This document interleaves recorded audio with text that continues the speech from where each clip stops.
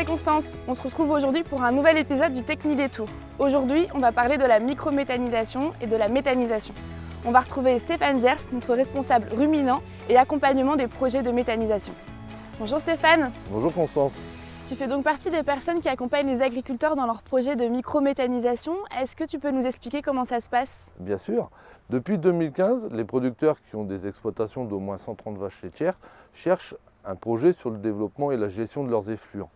Donc dans cette optique-là, Unéal les a accompagnés à suivre et à préparer tous les projets de microméthanisation afin de gérer ces effluents-là pour rentrer dans une agriculture moderne et raisonnée. D'accord. Et quels sont les bénéfices pour l'agriculteur? Les bénéfices sur l'agriculture raisonnée en tant que tel, c'est la gestion des gaz à effet de serre. C'est-à-dire qu'on récupère le méthane issu de ces effluents pour en faire tourner des génératrices et gérer du courant que l'on revend à EDF. Et partant de là, générer un revenu pour le producteur. Et Unéal accompagne actuellement combien d'agriculteurs dans le projet de microméthanisation?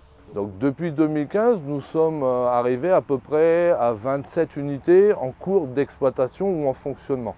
Nous avons encore quelques projets en cours et nous atteindrons à peu près 30 à 35 microméthanisations en fonctionnement d'ici 2022.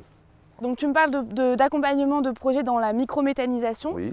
Concernant la méthanisation, est-ce que vous accompagnez aussi les agriculteurs? Alors justement, par rapport à des demandes et des installations de plus grosses unités de méthanisation, mais qui fonctionnent complètement différemment vu qu'une microméthanisation est autonome, une grosse méthanisation c'est un autre système, c'est un autre fonctionnement. Par rapport à ce fonctionnement-là, il y a une démarche technique bien particulière d'accompagnement que nous sommes en train de créer pour aider nos adhérents qui ont des grosses unités de méthanisation et je te propose qu'on aille ensemble en visiter une. Eh ben on y va. On y va. Elle est là? Elle est là.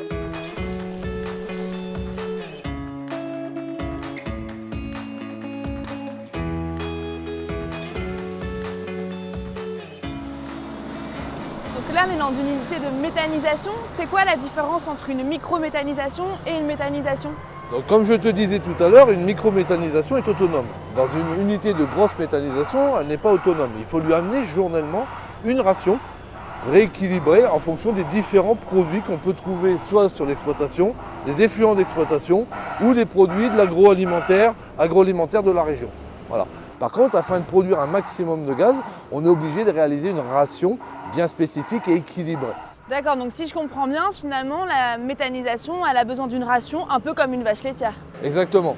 En général, on assimile le digesteur, donc ce qui produit le gaz, enfin la transformation des produits de l'exploitation, à un gros rumen de vache. Mais pour ça, il faut lui amener une ration tous les jours et équilibrée. Et ce qu'on propose d'ici 2022, c'est d'accompagner nos producteurs qui ont des grosses unités de méthanisation afin de produire un maximum de gaz et de gérer au mieux les effluents d'exploitation. Merci Stéphane pour ces explications. Merci Constance et à bientôt à ton service. Si vous aussi vous êtes intéressé par la méthanisation, rendez-vous au Technidé.